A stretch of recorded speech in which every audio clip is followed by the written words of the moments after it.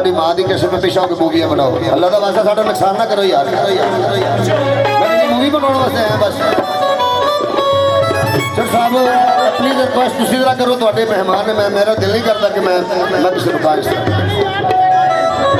मैं तो कुर्सी का इतिहास कर